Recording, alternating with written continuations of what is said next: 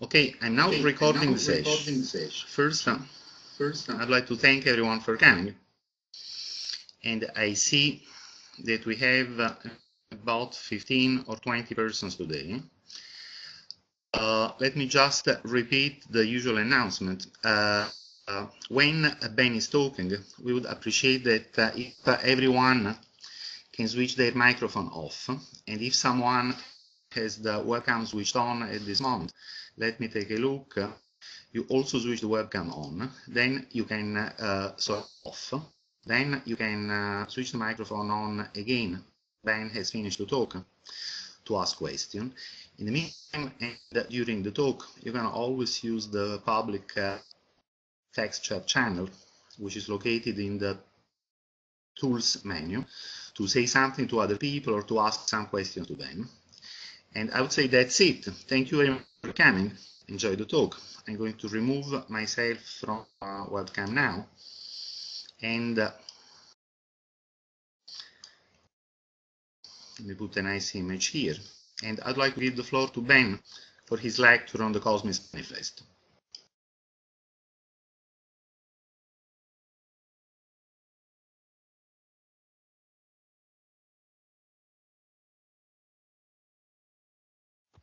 All right, thanks, Giulio. Can you hear me now? Yes?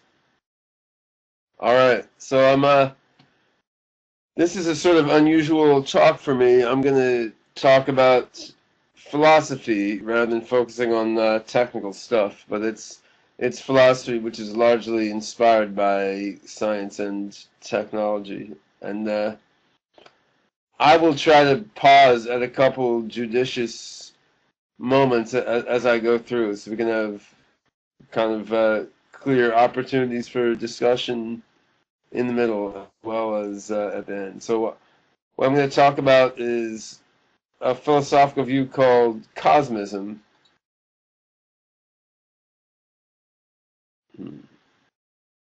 All right. I've tried to click the slide forward. Let me see if it'll go.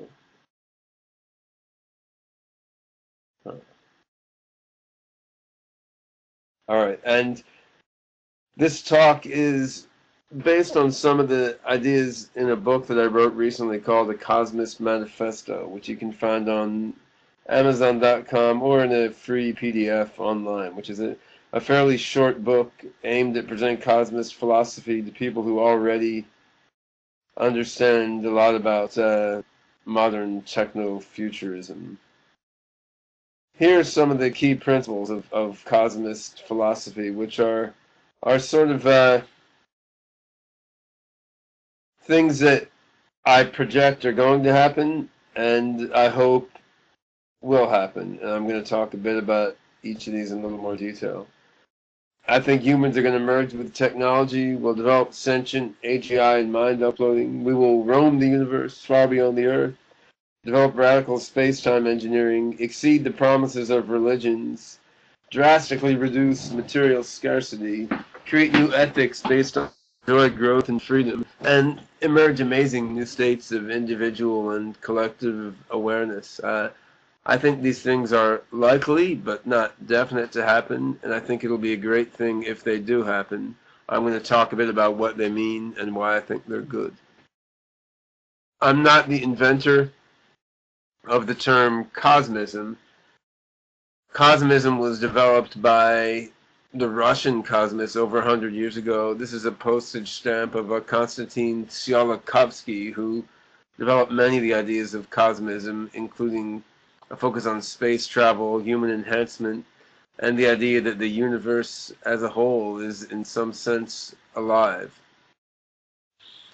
Another recent use of the term cosmism is in the book The Art War by my good friend Hugo de Garis. This picture shows the two of us at the Artificial General Intelligence Summer School in Xiamen, China in 2009. And Hugo wrote a book projecting a future world war between the cosmists and the Terrans, who are the Terrans are sort of Luddites who believe that advanced technology shouldn't be developed because it's bad for humanity.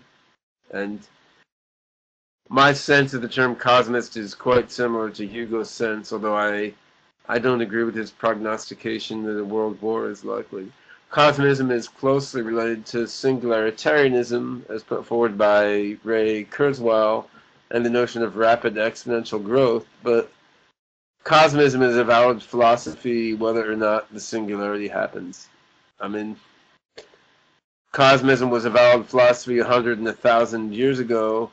It will be valid even if the advance of technology is more gradual rather than very sudden. And I do think a singularity will happen. I just want to be clear that cosmism is not tied to that hypothesis.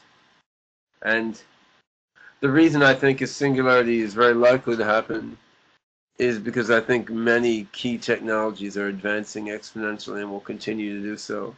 I think there's a virtuous cycle between nanotechnology, neuroscience, genetic engineering, brain-computer interfacing, AI, and that these things all working together are going to accelerate each other and bring about a singularity sometime in the middle of this century. Most of this talk is going to be about the future, but I want to mention a couple of thinkers from the past. Friedrich Nietzsche had some ideas that are quite closely tied to cosmism. I mean, he said that man is something that should be overcome. My humanity is a process of constant self-overcoming. Man lives on the bridge between animal and Superman. Now, he didn't view this process of human self-transcendence is primarily technological in nature. He viewed it as a matter of self-mastery that would allow you to achieve power over yourself and thereby power over the universe and greater connectedness with the universe. But much of his vision was greatly in resonance with cosmist ideas. Another thinker from around the same time period as Nietzsche and the Russian cosmist was Charles Peirce, the American philosopher. He developed much of modern mathematical logic and much of modern semiotics. He also had a metaphysical system based on three categories, first, second, and third, which I think can be very helpful for understanding some future technologies and their implications. His category of first he thought of as raw awareness, just pure Zen being, what the philosophers call qualia, experience. His category of second was physical reaction, just billiard balls bouncing off each other. His category of third is relationship, and this is where we get language, mathematics, physical law, structure, mind, and semantics.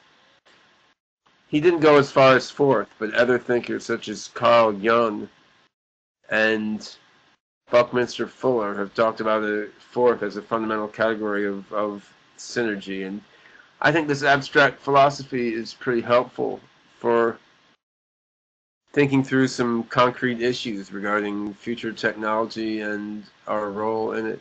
For example, there's a lot of talk in cognitive science about the hard problem of consciousness, which is how do you reconcile the subjective, raw feeling of being with the apparently physical mechanisms going on in the head. And according to Peircean metaphysics, that's not a hard problem. In fact, it's a bogus problem. Raw experience is firstness. It's panpsychism. Experience is always there everywhere. Whereas the mind as a physical system is second. The mind as a conceptual system, a web of relationships, is third. These are each valid ways of looking at the universe, and you don't try to reduce one to the other. And this sounds abstract, but it's very useful in thinking about things like uploading and immortality, as we'll see as the talk progresses a bit. So some of these more philosophical notions are discussed in more depth in my 2006 book, The Hidden Pattern, Patternist Philosophy of Mind, which is also available on Amazon if you're interested. And why am I showing this picture? Well, first of all, turtles are really cute. I like turtles. But what I'm thinking of here is the old story. Someone goes to the wizard and they ask the wizard, well, how come the earth doesn't fall down through space? How does the earth stay up? The wizard says, well, of course, it's on the back of a giant turtle.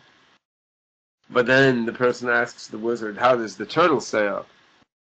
Well, of course, the turtle is sitting on the back of another turtle, says the wizard. But then how does that third turtle stay up? Well, it's on the back of a fourth turtle. And what's the other turtle sitting on? Well, says the wizard, it's turtles all the way down. Now, what's that have to do with anything? Well, Nick Bostrom and some others have talked about the idea of the universe as a simulation. I mean, couldn't our universe be a giant video game like The Sims version 15? Perhaps a botched computer program written by some 11-year-old programmer in programming class on Venus or some other universe? Well, of course it could be. The only way we would know is if we could somehow find a bug in the simulation and get out. The question is, what difference does it make?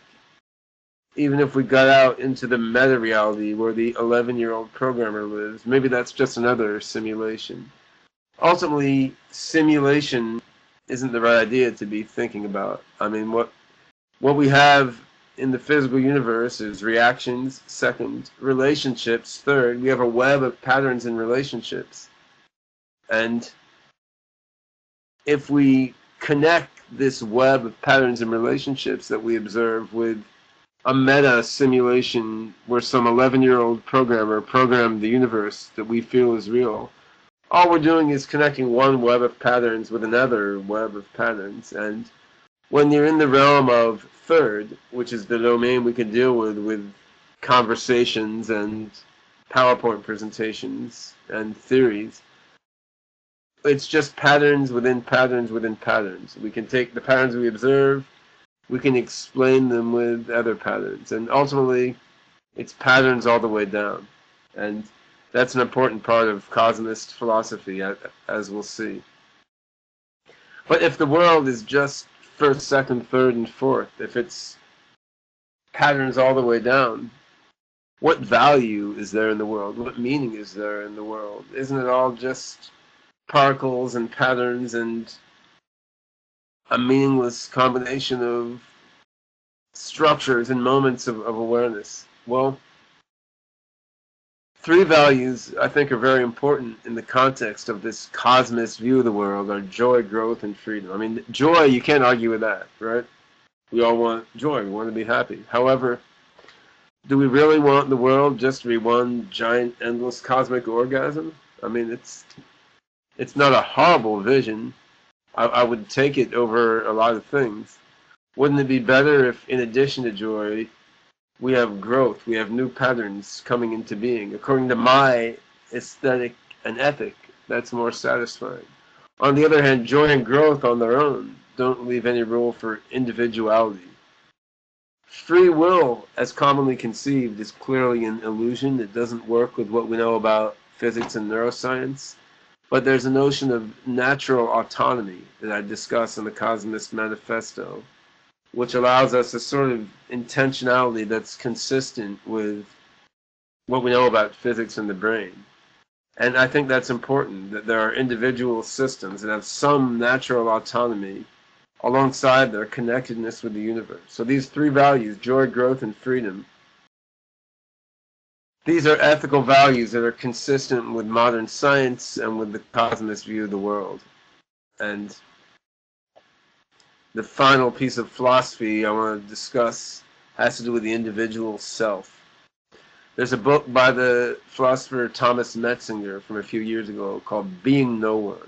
And he addresses the concept of the phenomenal self, the self model. So the sort of notion of Ben Goertzel, feeling of being. I carry around with me apparently physical mechanisms going on in the head. And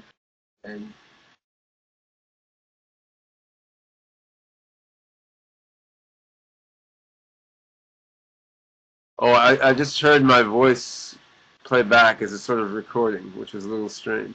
All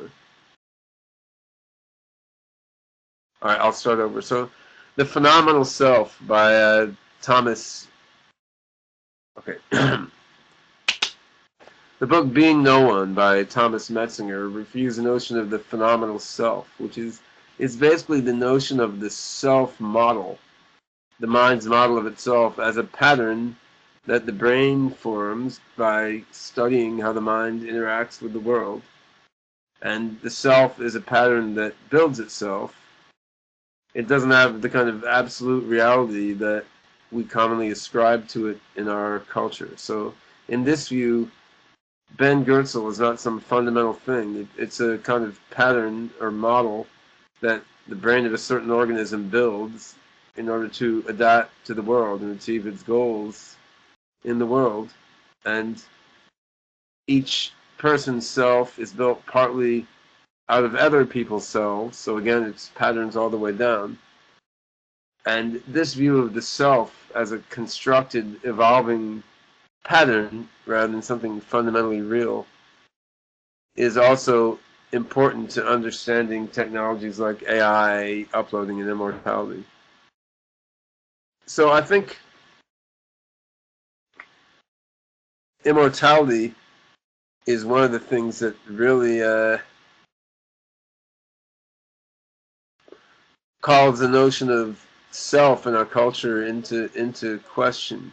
But I think I'll pause here for a moment in case anyone has something to say about these philosophical things. 'Cause I'm about to verge into the second half of the talk, where I focus on kind of interpreting and understanding post-human technologies in terms of these philosophical ideas. Anyone have anything, any give and take about these philosophy ideas before we go on?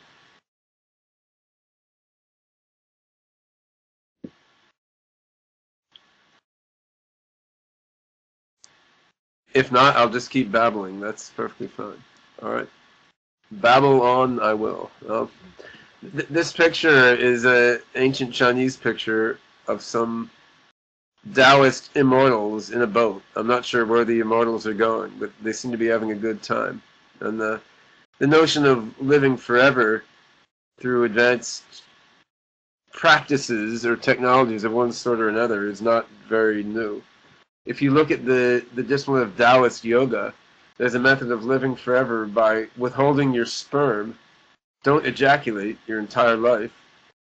If you do that and you meditate and practice the proper disciplines, the sperm energy will gradually travel up your body over the decades, till eventually, when you get old, your imaginary fetus will pop out of the top of your head.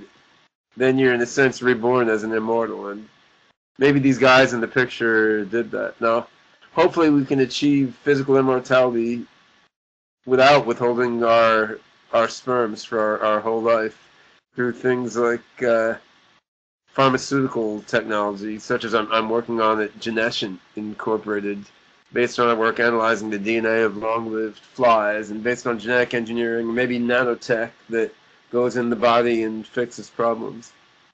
I think the technology to enable immortality in human-like bodies or in other substrates is going to come about, and it raises interesting questions about the self.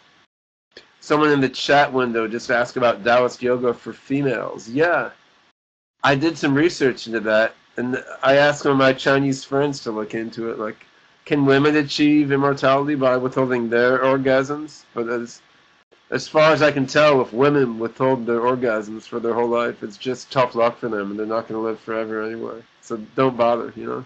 But, I mean, uh, I haven't found any information about Taoist yoga for women, but I'll keep researching it. Yeah.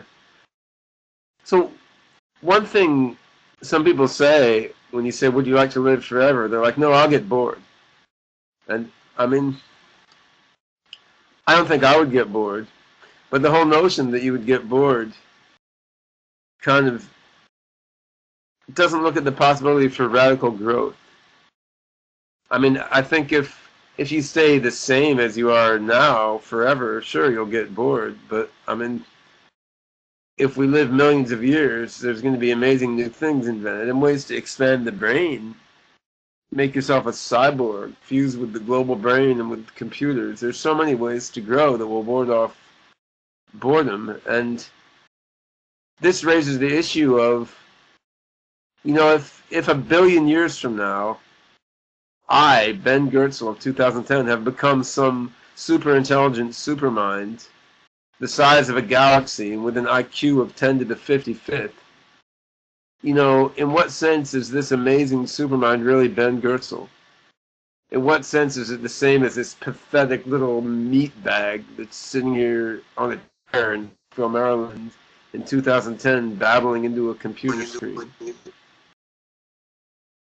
And the idea that occurs to me here is that in some sense the self and the mind are a process, not a state. And I feel that if I can evolve gradually, step by step, so that at each point I'm aware of what I used to be, I'm aware of what I'm becoming, and I can feel myself becoming something different. I mean, that provides continuity of self. It provides a continuously evolving phenomenal self in Thomas Metzinger's sense. And then you really are feeling yourself becoming something greater, rather than the case in which your IQ moves from 180 to 100 billion in 1 second, in which case maybe you are really dying and some supermind is taking your place. But this is a case where philosophy is helpful for interpreting technology, because to understand in what sense your evolution 1,000 or 1 billion years from now is really you, that requires some model of what yourself is. And Cosmism provides one model of what the self is.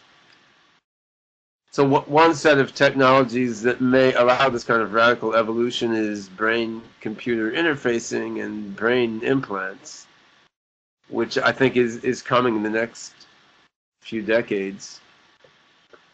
Another important notion is uploading yourself, which was talked about at the recent ASIM 2010 workshop on advancing substrate-independent minds. And I think that's an important notion which Cosmism supports. The mind is a Persian third. It's a collection of relationships. The mind, in terms of the human self, the individual, Ben Goertzel, doesn't exist on the level of physical particles moving back and forth of second. And inasmuch as it exists on the level of first, of raw experience, it's not tied to any particular second, any particular collection of particles. I mean, the molecules and particles in your brain are being turned over all the time anyway. You're not made of the same atoms as you were when you were 4 years old.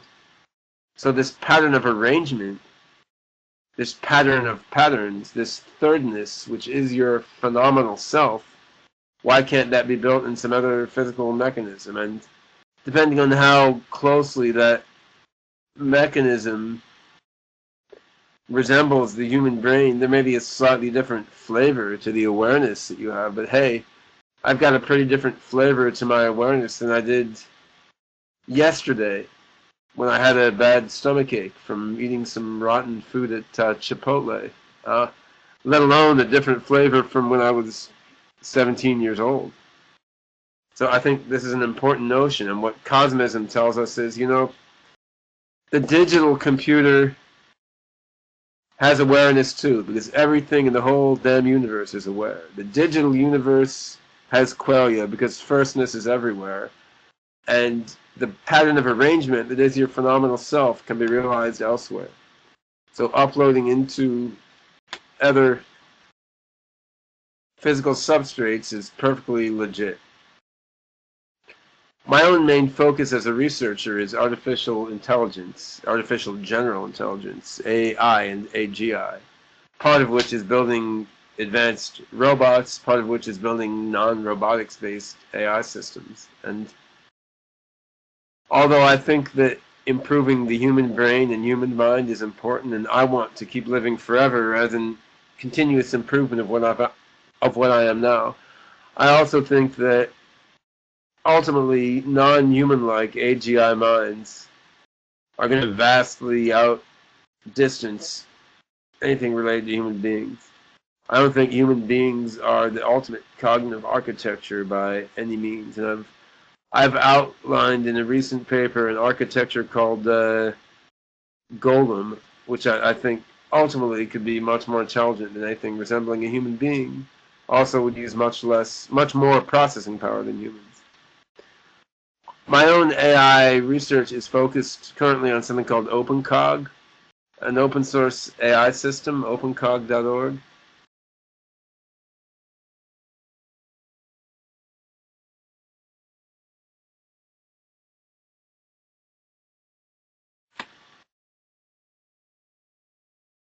So Golem is a kind of mathematical design for a very, very powerful AI system that requires more computing resources than we have available now.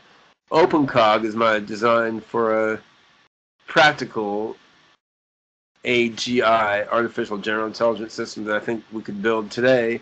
And in fact, I'm working together with a bunch of other collaborators to build it today. It's a complex AI design. I'm not going to try to describe in detail now, but it's based on modeling different kinds of memory, such as the human mind has: semantic memory, procedural memory, episodic memory, sensory memory, and so forth, on creating learning algorithms corresponding to each of those types of memory, and using them together to control both virtually embodied agents in video game worlds and physically embodied agents, aka robots. And among other things, I'm working with Xiamen University in China to make OpenCog control some now humanoid robots. Someone in the chat window was asked about the relation between OpenCog and the Novamente cognition engine. Well, Novamente LLC, my AI company, open sourced a bunch of its cognition engine code. Not all of it, but a lot of it. And this cognition engine code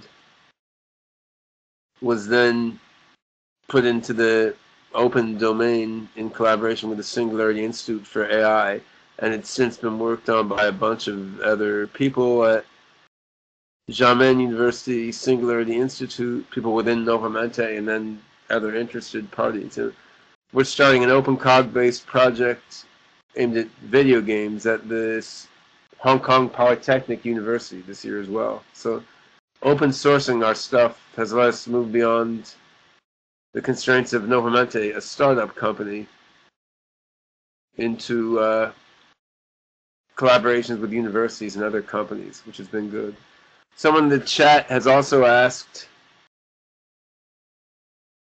about our project of launching virtual parrots in Second Life. You know, that project was being done in collaboration with Electric Sheep Company, and they downsized, so we stopped working on that specific project. But the project we're starting with Hong Kong Polytechnic University in October is aimed at using OpenCog for intelligent characters in video games. We're actually going to be working on humanoid characters rather than parrots, but maybe we'll do a parrot too. It's really the same idea. I don't know if you can see my parrot behind me there. I'm studying actual parrots with a view toward making virtual parrots. But my parrot does not talk that well yet because I've been quite lazy to teach her. She's very musical though. She improvises along with the jazz fusion and stuff. So she's a clever parrot. So I'm working on a book now, Building Better Minds. I've actually finished the first draft. It's like 900 pages. I'm going through it, proofreading it page by page in a printout. So I guess this should come out in print in early 2011. And this goes through in detail the OpenCog design for creating beneficial general intelligence. I think putting AIs in video game characters and robots is a good step because having a human-like embodiment makes it easy for us to think about what we're doing. I also think there are other broader possibilities. I mean, I like to think about what happens when we integrate a bunch of human brains, maybe with brain-computer interfacing technologies, a bunch of computers all around the world, hook them all together into a vast global network, a kind of global brain, as has been written about by Francis Haligan from the Free University of Brussels, among others. And I think there's the opportunity for the emergence of a mindplex, a sort of meta-level mind that networks together many human minds and artificial minds into one emergent intelligence. And this is a slide I borrowed from Futureisen.com, from Ian Pearson. It kind of fancifully looks at some of the future versions of humanity that may emerge. We've got Homo sapiens Ludditus, the legacy humans, like the same as we are now. Homo hybridus, kind of cyborg people. Homo machinus, human robots.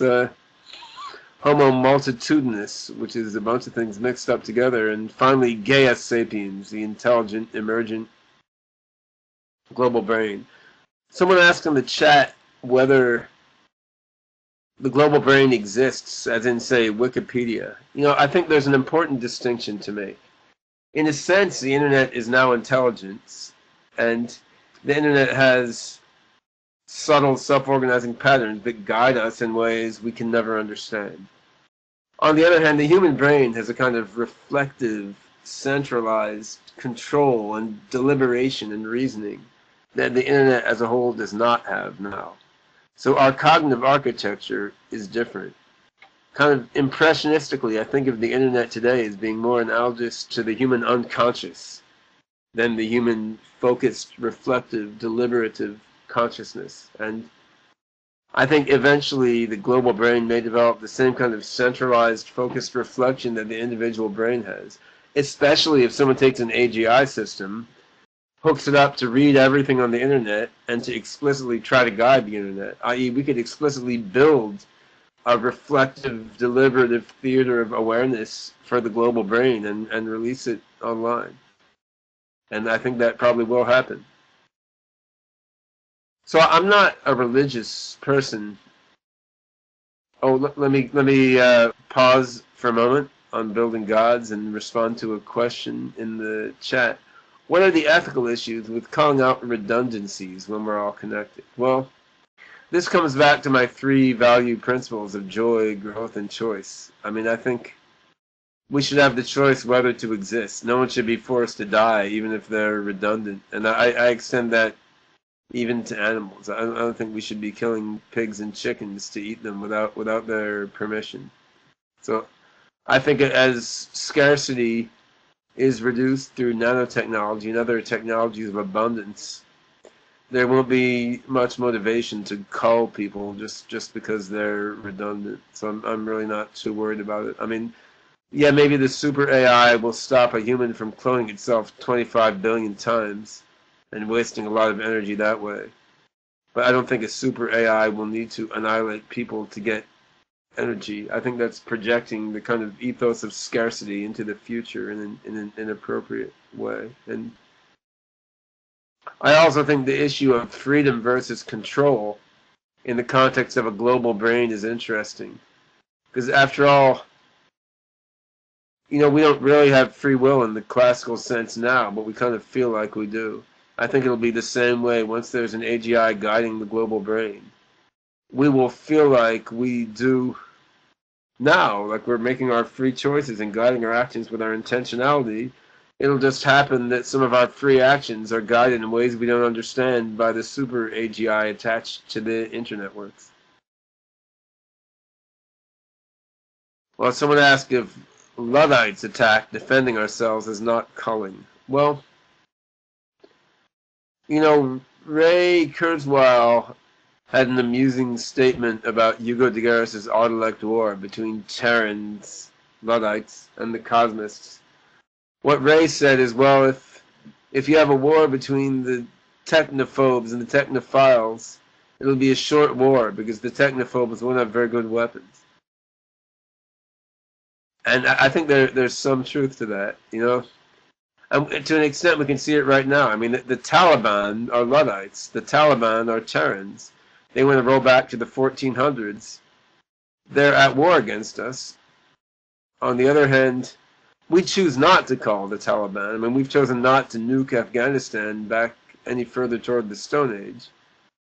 And I guess the reason the U.S. government has chosen that is partly because they're not a real threat, because our weapons are much better than theirs. Now, This is not to say there are no risks. You can imagine a splinter group of disaffected geeks kind of allying with a Luddite group to do something dangerous. So I think there are serious risks that we need to worry about. But on the whole, I feel like most people don't want to roll back technology. They don't want to give up their iPhone and their computer. They don't want to give up the drugs that are curing grandma's Parkinson's disease either. I think these technological advances are so intertwined with our society that in my view, the Terran versus Cosmist war isn't going to happen, because Cosmism will creep up implicitly on everyone as they buy the latest and greatest technologies and take the pills that will keep them from feeling like shit, you know? And what this everyday technology is ultimately building toward is something much more dramatic, which you can think of with some justice as building gods. I mean, the traditional religions of human history have a lot of problems with them, and that they've been very repressive in many ways and have introduced ideas that science does not support. Nevertheless, we have Arthur C. Clarke's insightful saying that any sufficiently advanced technology is indistinguishable from magic. And similarly, I would say any sufficiently advanced mind is indistinguishable from a god. Ultimately, we're going to create minds that are effectively gods compared to what we humans are now. And as the historical pantheon of gods shows us, there could be good gods, indifferent gods, or malevolent gods. And one of the big challenges we have now is how to build benevolent gods rather than the other kinds, because building gods is certainly what we're working towards. Another possibility that's a little further out there, but worth considering is maybe the gods do already exist. You know, of course, the big white bearded dude sitting in a cloud up in heaven, you know, he's not there. We flew rocket ships up, we didn't find him, right? And the voodoo gods that possess you and want you to sacrifice black chickens for them, those don't seem to exist either. But could there be some kind of superhuman intelligence out there already? Well, damn right there could be. I mean, there could be many civilizations that reached singularity and left this universe for a better one, achieved some form we can't understand, or just shut up and don't bother to communicate with ants like us, or distributed their minds through the quantum vibrations of all the particles in the universe. I mean, there's all kinds of things that could have happened. And in that light, it's interesting to look at the experiences that many humans have had of feeling like they're communicating with other superior minds. This picture I'm showing now is what's known as a machine elf. So this is a kind of transhuman alien from another dimension, which people who drink ayahuasca brew or take the drug called DMT feel like they're communicating with. You take these drugs, you have an overwhelming feeling that you're coming into contact with another smarter, wiser, and somewhat mischievous and troublesome mind. Now, maybe it's just a drug-crazed delusion that is caused by certain brain dynamics. On the other hand, maybe it's an aspect of the universe that science just has not touched yet. Because after all of science is just extrapolation from a certain finite bit set of experimental data that we've gathered. Science is very powerful, but it doesn't necessarily tell us everything. It may be that the singularity is going to bring us into contact with some sort of other intelligence, some mind field out there, which shamans have already touched in limited and distorted ways through the lens of the human mind. Now, all this becomes kind of abstract and out there, like transhuman minds and immortality. Right now, we live in a rather troubled world. I mean, I'm fortunate to live in a first world country and to be not wealthy, but economically okay, so that I'm sitting here now giving a lecture on the future via a MacBook rather than, say, working in a coal mine or a rice paddy somewhere. But I mean, our world is a troubled place, and even in developed countries, for those of us in the middle class, many people are racked by mental health problems and psychological difficulties, making them unhappy. So we have a lot of problems now. And what does Cosmism say about these problems in the world right now? How do we overcome them? Well, Cosmism doesn't give extremely particular advice about who you should vote for in the next election, or which pill you should take. What it does do is promote a philosophy that I call obsoleting the dilemma.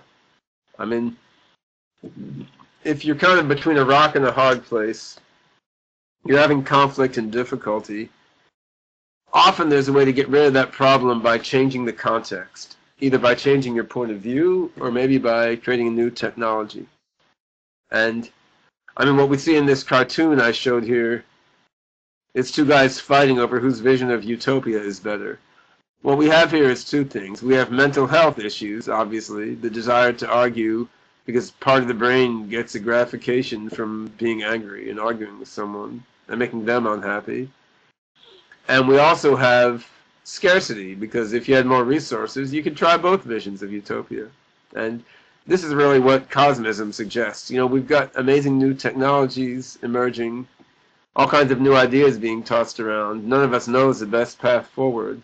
What we want is a world in which we can experiment with a lot of different ways of thinking and being and living, so that we can then observe both scientifically and impressionistically what's the best path forward. So I mean, I would like to see a bunch of little enclaves of people thinking and living differently. And in that way, we can see how technology and experience interface with each other, and what's the best way forward toward the future. So I just wanted to show this because I think the picture is funny. But no, I mean, in the 1980s, I guess it was, there was a magazine called Future Sex Magazine. And I think this is interesting as an illustration of the lack of vision that some people have about the future. I mean, do you really think this is what's going to happen? When we have robots, we're going to have super dildos and hands that robotically massage our titties? I mean, we're going to go way beyond the human mind. We're going to go beyond the human body and beyond anything we can understand now. Amazing robo-dildos is going to be one of the more boring things that anyone can do. And it's interesting to think about what the analog of sex might be for transhuman beings. I mean, the essence of sex is sort of shared joy and shared self-transcendence, going beyond the individual and kind of merging with another in the mind and the body at the same time, you know? Shared mind-body euphoria. And you can imagine a lot of ways to achieve shared mind-body euphoria, going beyond the human body, the human mind, and the human domain. So the essence of sexuality could persist even once the human body is gone. And that should be a lot more fun and interesting than robo-dildos. So, you know, I'm sitting here giving this talk in Rockville, Maryland, which is a very conservative place. I mean, I guess Maryland's a democratic state, but on a personal level, the people are very conservative. I mean, most of my neighbors here just think I'm some weird-looking guy who doesn't mow his lawn often enough. But if they knew the kind of stuff I'm thinking, they would think I'm way, way, way more insane than they do. But I mean, in all seriousness, I've known people with real mental illness, and it's not that pretty. Mental illness tends to make people very unhappy, and mentally ill people tend to be profoundly racked with self-conflict and self-torment. Now, rather than thinking about sane versus insane, I like to think about whether a mind is harmonious and well-ordered and self-consistent as it grows and transcends itself, versus a mind being racked with horrible internal wars and conflicts. And I think the cosmist perspective can help our minds be more sane in that sense, be more healthy, be more self-consistent, be more full of self-understanding and harmony as our minds grow beyond themselves. So although cosmism may be insane relative to what my neighbors here in Rockville think, I think it's quite sane in the sense of being a harmonious way to structure mind and society as we grow. So this slide shows the basic principles of cosmism. Once again, I've tried to go over in more detail what some of them mean. And before we go into a bit of discussion, I'm ending with the slide of another great visionary who I've admired. This is Jimi Hendrix, and he liked to talk about the electric church. He felt that by playing the electric guitar, he was bringing about an electric church. And, you know, I'm not traditionally religious, neither with Jimi Hendrix, but in a way you can think about what we're doing as an electronic church. I mean, what we're after is collective mental, physical, and spiritual fulfillment to the ultimate degree, you know, to infinity and beyond. And that's the same thing Jimi Hendrix was after with his music and wanted to pull his audience into. It's something humanity has been working toward a long time, to be able to go beyond humanity in a way that yet preserves our experience of transcendence. That's what cosmism is about, and I think that we can do it.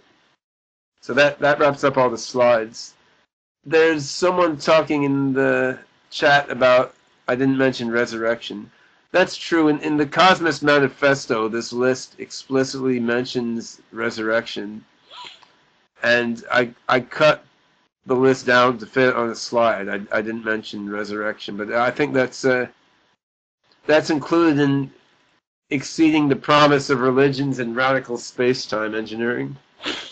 I mean, I didn't actually explicitly mention immortality on that slide either. So maybe I should add them to the slide. So that's all the explicit speech that I've prepared.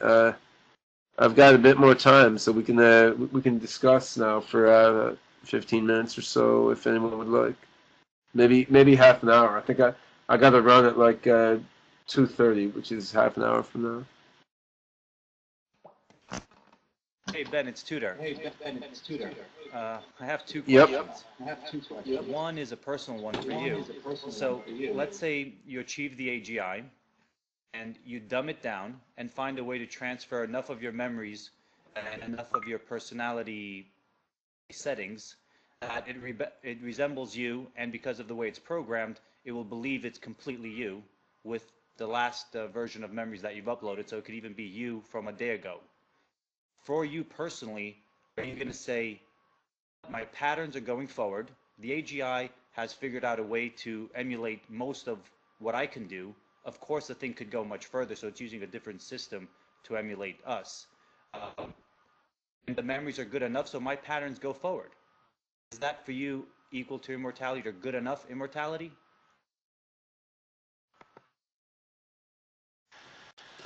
Well, I mean, honestly, I'm not sure. I want to wait and see what it seems like when we get closer to that level. I think there's some level of similarity to myself that I would accept as a valid kind of continuation of me. Then when you get beyond that level of similarity, it would just seem like another being that's sort of like me. And I don't have a perfect sense of where I would draw that line. I'd kind of have to see the other being and interact with it and get a feel for it. I don't feel I need to make that call right now in a hypothetical way. I mean, in principle, I'm open to that guy being me, but I'd want to get a sense of it in practice before making a commitment on it. Yeah, that's why I said it's personal. Assuming that it convinces you it's you, you would have to still sort of be at peace with the idea that now you'll go to sleep and in theory, there's no more need for the original. But okay, yeah, it's an interesting way to think about it. Is that set of patterns going on in your place as you wither away, is that good enough? So, Yeah, well, I'm not that pathologically afraid of dying as some people are. Like, I mean, I kind of feel like I don't want to die. I would rather live forever. But if it happened that I had to die, you know, the idea doesn't make me miserable. Like, I'm finite in space, so if I'm finite in time, you know, that's just the way it goes. So I think if some other being is created that seems a lot like me and says it's me and feels a lot like me, you know, if I'm going to go to sleep and I'm not going to wake up, but that other me is going to wake up, I think I have an okay thought in my mind as I went to sleep that night. okay, I how would guess, say, but you know, sometimes you don't know until you're there in the situation. personally, I think my big personal breakthrough was really accepting on an emotional level that replicant would be me. So, I mean, yeah, if you really accept in extremism the patternist theory of self, then that would be good enough. And there shouldn't be anything saying, well, it sucks that one of me dies.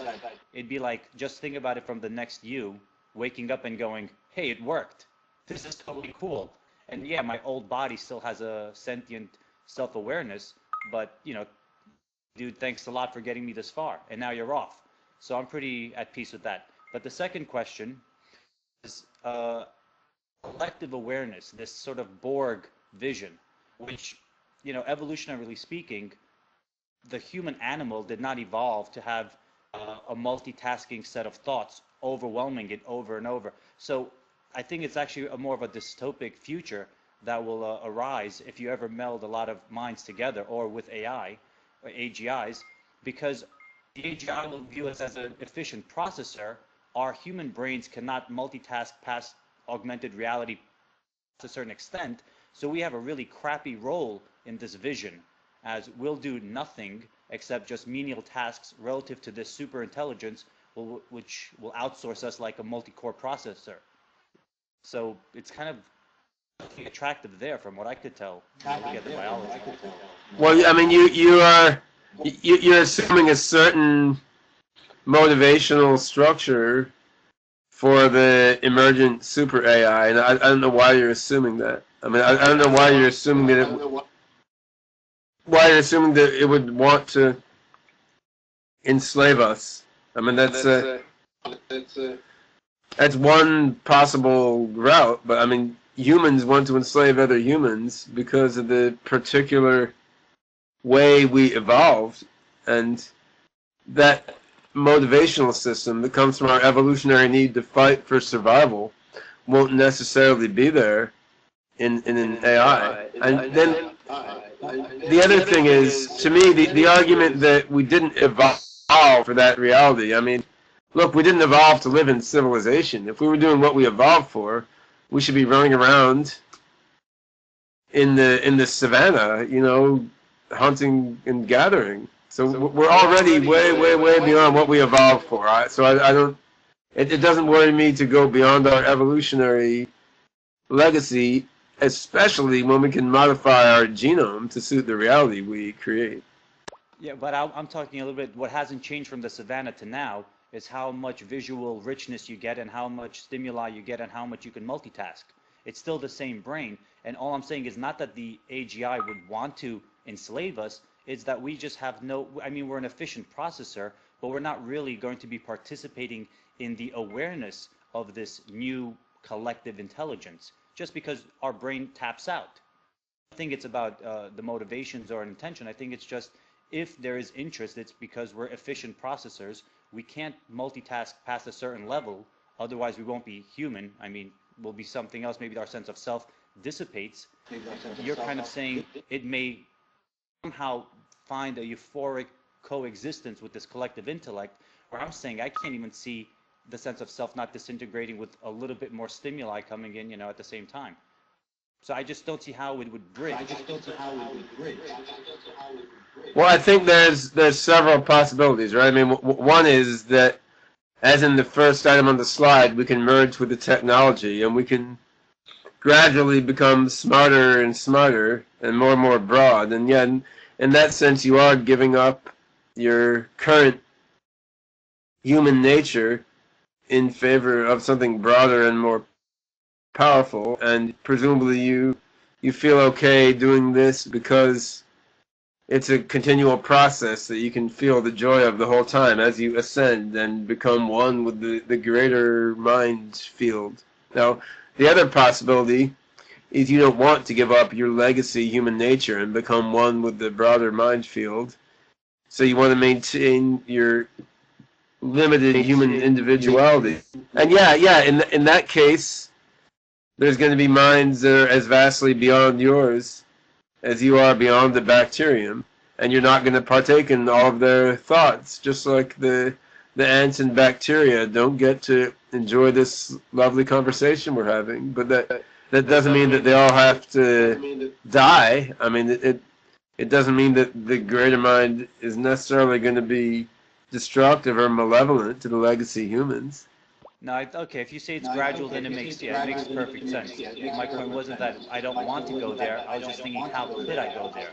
But I guess with gradual enhancements, you still feel the sense of continuity of the self, and then you're capable of more and more multitasking until eventually you can handle it. Okay, that's thanks. That's the theory. Let's hope it pans out that way.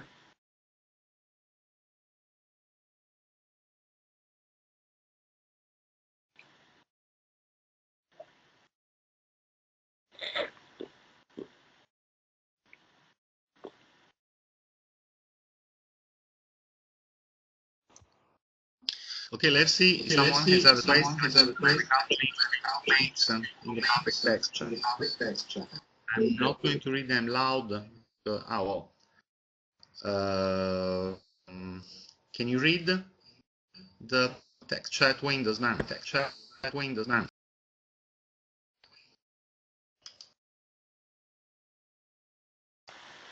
Yeah, I see the chat window.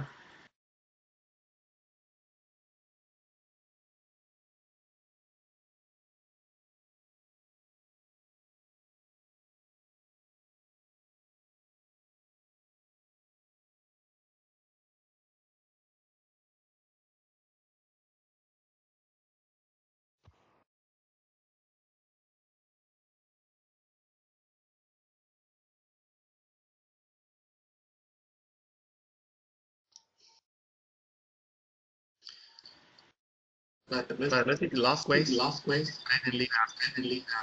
are we alone? Technoculture don't survive their singularity. Does the philosophy have a view of how to survive human singularity? Well, there's a question of what survive means, right?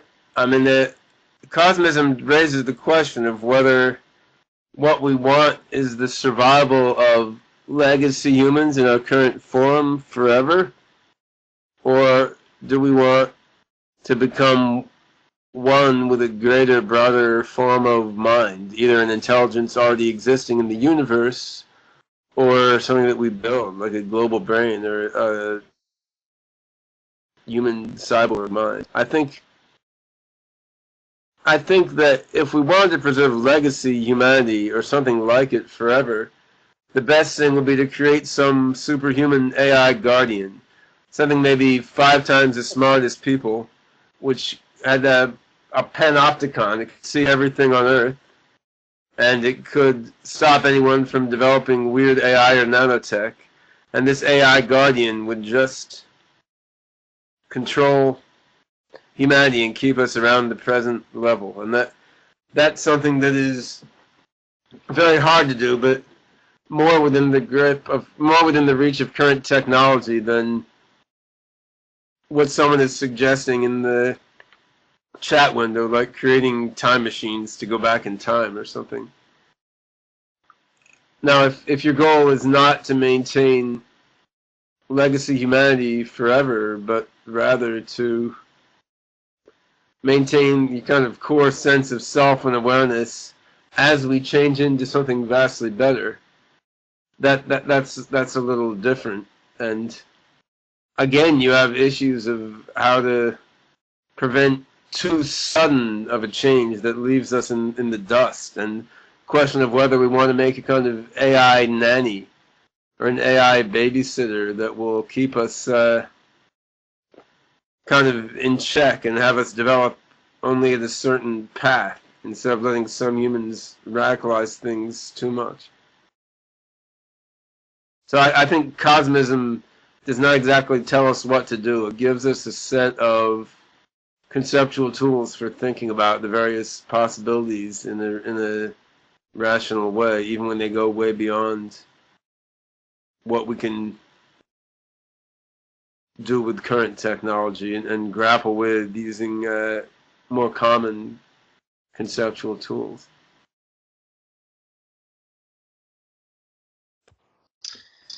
I think a very cosmic observation by said AI in the track. What is the end game? To be immortal, we must escape the dying universe, rape or hit death or whatever. Which end and how to survive?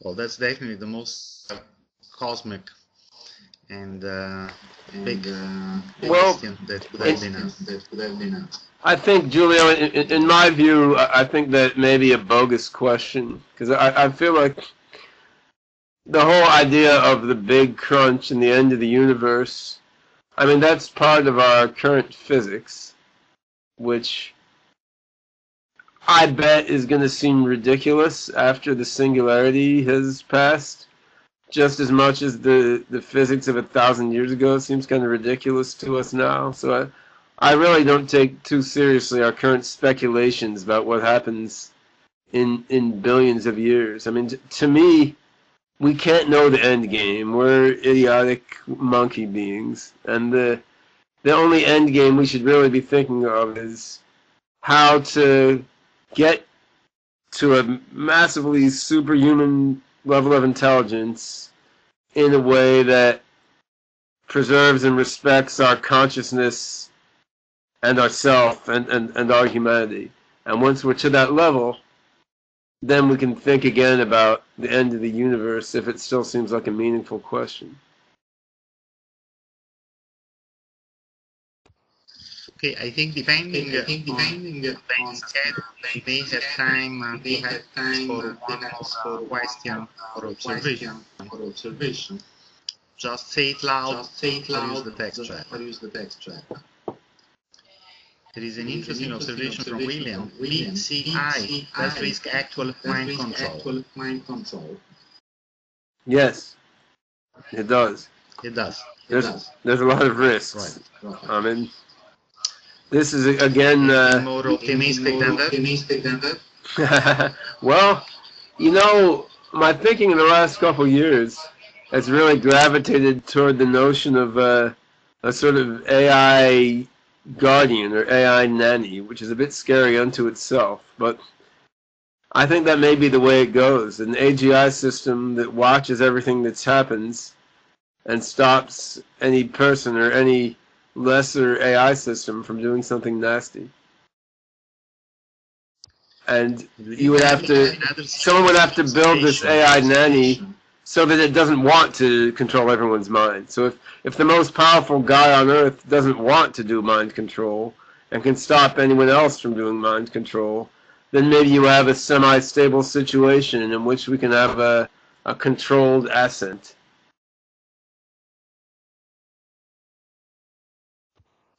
I think we had another very similar observation in the spirit by said AI. Since we are patterns and software, how do we encrypt ourselves to prevent being hacked by anyone else?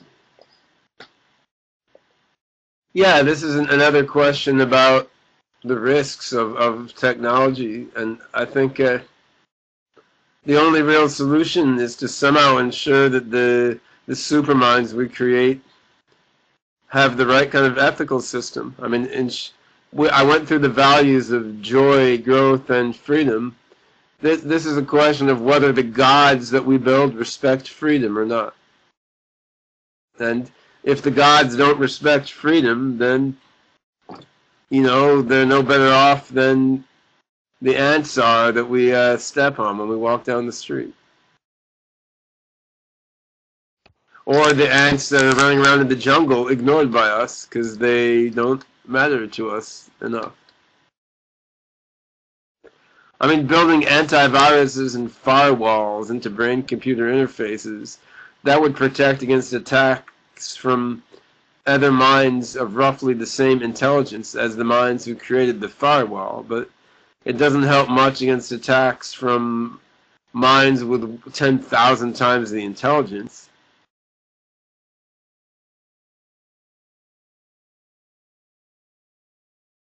You got to build nice gods or become the gods in a way that respects your own self and awareness. And if you create nastier, indifferent gods, you know, you may be in trouble. On the other hand, we're also in trouble now if we don't create these things through the fact that we get old and die according to the natural order, and the fact that even without these radical transhumanist technologies, we're creating better and better weapons technologies that people may use to annihilate us. So it's not as though restraining development of these advanced technologies is an answer to eternal peace and freedom, because Pandora's box is already open. You trust yourself more than AGI, someone in the chat box, but I trust a beneficial AGI more than me or you. We just haven't built that guy yet.